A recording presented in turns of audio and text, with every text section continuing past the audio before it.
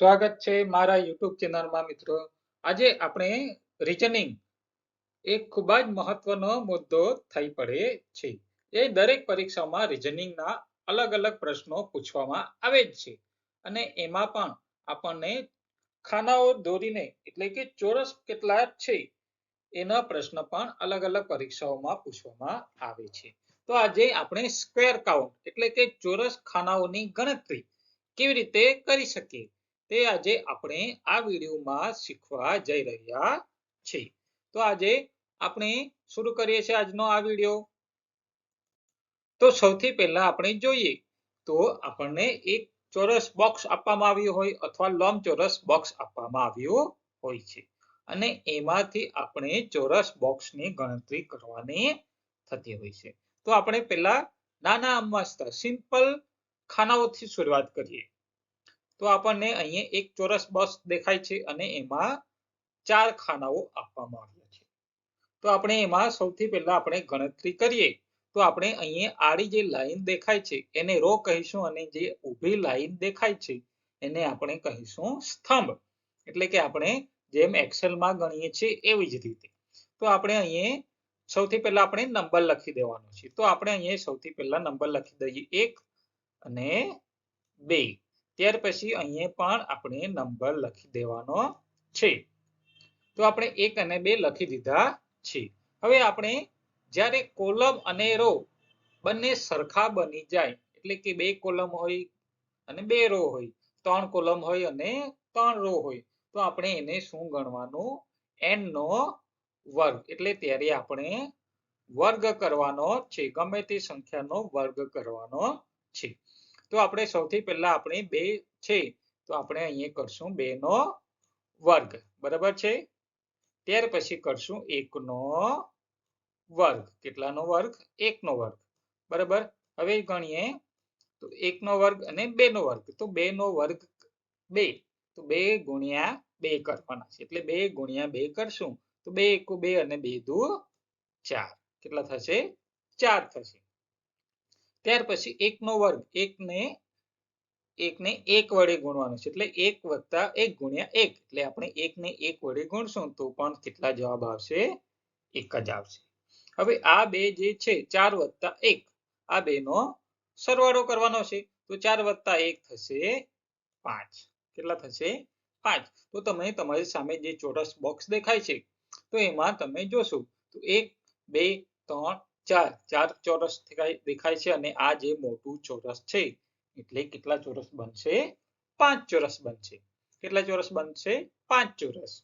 ત્યાર પછી હવે આગળનો પ્રશ્ન જોઈએ તો એમાં પણ હવે 3 કોલમ દેખાય છે અને 3 રો દેખાય છે।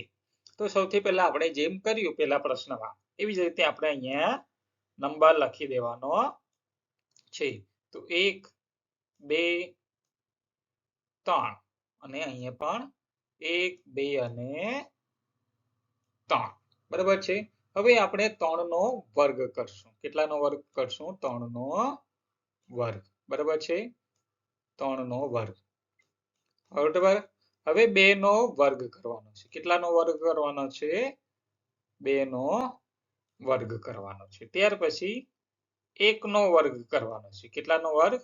1 નો વર્ગ, બરાબર નું નિશાન કરી દઈએ છીએ અહીંયા, બરાબર। તો 3 નો વર્ગ 2 છે એટલે 3 ગુણ્યા 3, 3 ગુણ્યા 3 કરશું તો 3 એકુ 3, 3 દુ 6 અને 3 થયા 9, બરાબર। 3 ને 3 વડે ગુણશું તો 9 આવશે। 2 ને 2 વડે ગુણશું તો આવશે 4 અને 1 ને 1 વડે ગુણશું તો આવશે 1 જ, બરાબર। 1 ને આપણે 1 વડે ગુણીશું તો આવશે 1 જ, બરાબર છે। હવે આ જે 9 વત્તા 4 વત્તા 1 આ બધાનો સરવાળો કરવાનો છે તો 9 અને 4 13 થશે અને 13 અને 1 14 થશે। કેટલા થશે? 14 થશે। તો આપણે ચોરસ ખાનાઓ કેટલા છે તે ગણતરી કરીએ તો 14 થાય છે કે નહીં એ પણ આપણે જોઈએ। તો આપણે અહીંયા ગણતરી કરશું 1 2 3 4 5 6 7 8 9, 9 ચોરસ દેખાય છે અને આ એક જે મોટું ચોરસ છે એટલે એની સાથે થશે 10। હવે 14 કેવી રીતે થશે? તો આ જે 4 ખાનાઓ ભેગા કરશું, બરાબર, તો એ 11 થશે. આ 4 ખાનાઓ ભેગા કરશું તો 12 થશે. આ 4 ખાનાઓ ભેગા કરશું તો 13 થશે અને આ 4 ખાનાઓ ભેગા કરશું તો 14 થશે. કેટલા થશે? 14 થશે. બરાબર છે. હવે આવી રીતે એક બીજો દાખલો જોઈએ. તો અહીંયા 4 ના આપ્યા છે. 4 કોલમ છે અને 4 રો આપવામાં આવી છે. તો આપણે અહીંયા પણ નંબર લખી દઈએ છીએ 1 2 3 અને 4. ત્યાર પછી 1 2 3 અને 4. બરાબર છે. હવે 4 ગુણ્યા 4 કોલમ છે અને 4 રો છે. તો આપણે અહીંયા પણ શું કરવાનું છે? 4 નો વર્ગ કરવાનો છે. બરાબર છે. ત્યાર પછી 3 નો વર્ગ કરશું. કેટલાનો વર્ગ કરશું? 3 નો વર્ગ. બરાબર છે. ત્યાર પછી 2 નો વર્ગ, કારણ કે કોલમ અને રો સરખા છે એટલા માટે. ત્યાર પછી 1 નો વર્ગ. બરાબર છે. હવે જોઈશું કે ગણતરી કરવાનો. તો 4 નો વર્ગ કરવાનો છે. એટલે 4 ગુણ્યા 4. 4 ગુણ્યા 4 કેટલા થશે? 16 થશે. કેટલા થશે? 16. 3 ગુણ્યા 3 કરશું તો 3 તાલી 9 થશે. 2 ગુણ્યા 2 કરશું તો થશે 4 અને 1 ગુણ્યા 1 એટલે આવશે 1. બરાબર છે. હવે આ જે 16 9 4 અને 1 આપ્યા છે તો એનો આપણે સરવાળો કરવાનો છે. તો 16 વત્તા 4 કરશું તો 20 થશે અને 9 વત્તા 1 કરશું તો 10 થશે. એટલે 20 વત્તા 10 બરાબર 30. બરાબર. તો આ જે ચોરસ બોક્સ દેખાય છે 4 ખાના 4 રો અને 4 કોલમ વાળું, તો એમાં આપણને કેટલા ચોરસ બોક્સ જોવા મળે છે? તો 30 ચોરસ ખાના જોવા મળે છે. કેટલા ખાના જોવા મળે છે? 30. તો આપણે ગણતરી કરતા જશું તો પણ આપણને જોવા મળશે. તો 4 ચોક 16 તો દેખાય જ છે. ત્યાર પછી આ 1 15. હવે બીજા 15 પર ગણશું તો 4 4 ના ખાના ગણતા જશું તો આપણને કેટલા ચોરસ જોવા મળશે? 30 ચોરસ ખાના થશે. જેમ કે 15 4 ચોક 16 અને 1 17 થઈ ગયું. પછી આ 4 18, આ 4 નો 19, આ 4 20, આ 4 21. હવે 3 નું ગણશું. એવી રીતે ગણતા ગણતા આપણને કેટલા ચોરસ જોવા મળશે? 30 ચોરસ આ બોક્સમાં જોવા મળશે. હવે આગળનો પ્રશ્ન જોઈએ. તો અહીંયા કોલમ અને રો સરખા નથી, એટલે કે અહીંયા એક લંબચોરસ આપવામાં આવ્યું છે. તો એ લંબચોરસમાં ચોરસ કેટલા છે એની પણ ગણતરી આપણે કેવી રીતે કરશું તે આજે જોઈએ. તો અહીંયા સૌથી પહેલા આપણે જેમ 1 2 3 પ્રશ્નોમાં જોયું તેવી રીતે આપણે અહીંયા સૌથી પહેલા નંબર લખી દઈએ છીએ 1 2 3 અને 4. ત્યાર પછી 1 2 અને 3. તો 4 કોલમ છે અને 3 રો આપવામાં આવી છે. તો અહીંયા આપણે વર્ગ કરવાનો નથી, પરંતુ આપણે અહીંયા જુદી રીતે ગણતરી કરવાની છે. કેવી રીતે ગણતરી કરશું? તો આપણે 4 અને 3 નો ગુણાકાર કરવાનો છે. બરાબર. 4 ગુણ્યા 3 કરી દઈશું. કેટલા કરશું? 4 ગુણ્યા 3. ત્યાર પછી આ 4 અને 3 છે તો 4 ઓછા 1 કરીએ તો 4 માંથી 1 ઓછા કરશું તો આવશે 3. કેટલા આવશે? 3. ત્યાર પછી 3 માંથી 1 ઓછા કરશું તો આવશે 2. ફરીથી 3 માંથી 1 ઓછા કરશું તો આવશે 2 અને 2 માંથી 1 ઓછા કરશું તો આવશે 1. બરાબર છે. 2 માંથી ફરીથી 1 ઓછો કરશું તો આવશે 1 અને 1 માંથી 1 ઓછો કરશું તો આવશે 0. બરાબર છે. હવે આ બંનેનો આપણે ગુણાકાર કરવાનો. 4 ગુણ્યા 3 એટલે 4 તારી 12. તો 12 આવશે.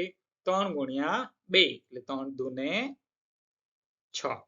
2 એકુ 2 અને 1 ને 0 વડે ગુણાકાર કરીએ તો આવે 0. કેટલા આવે?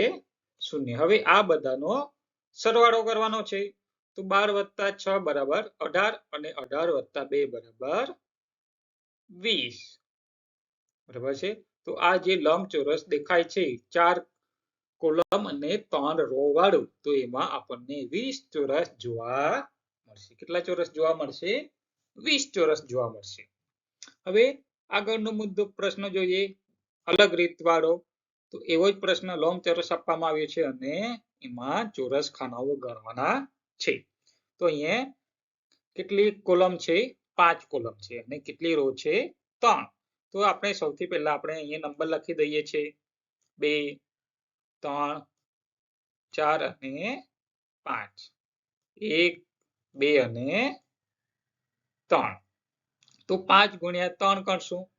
સૌથી પહેલા 5 × 3. 5 માંથી 1 ઓછો કરશું તો 4 અને 3 માંથી 1 ઓછો કરશું તો આવશે 2. 5 માંથી ફરીથી 1 ઓછો કરશું તો આવશે 3. 3 માંથી 1 ઓછો કરશું તો આવશે 1. 3 માંથી 2 ઓછા કરશું તો આવશે 2 અને 1 માંથી 1 ઓછો કરશું તો આવશે 0. ફરીથી 2 માંથી 1 ઓછો કરવાનું છે તો 1 અને ફરીથી 0 માંથી 1 ઓછો કરશું તો અથવા 0 એટલે આપણે 0 જ મૂકી દઈએ છીએ. હવે આ બધાનો ગુણાકાર કરવાનો છે તો 5 તારી કેટલા આવશે? 15. કેટલા થશે?